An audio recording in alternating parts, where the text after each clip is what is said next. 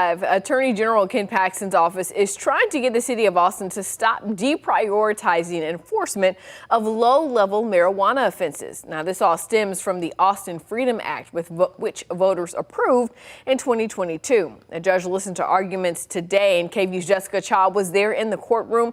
She joins us now in the studio with the latest. Jessica.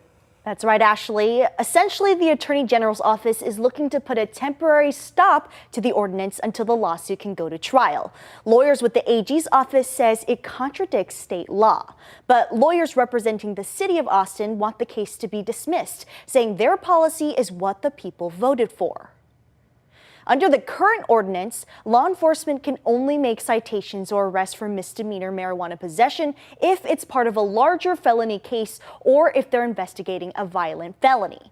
Assistant Attorney General Ryan Kircher says the ordinance contradicts current state law and the Constitution and also strips law enforcement of their discretion to enforce the law.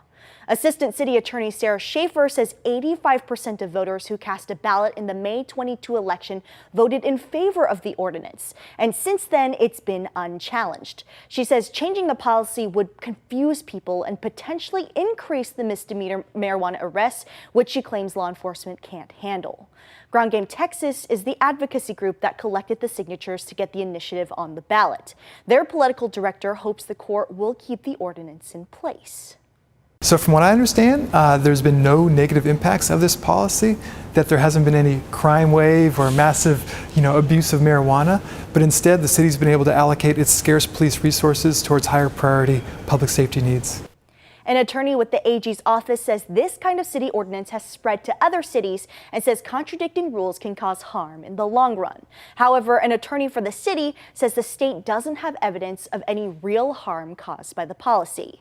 Now, Judge Jan Soifer says she will take time to consider both arguments and come to a decision on whether to grant the injunction or dismiss the case. It's not clear when that decision will be made. In studio, Jessica Cha, KVUE News.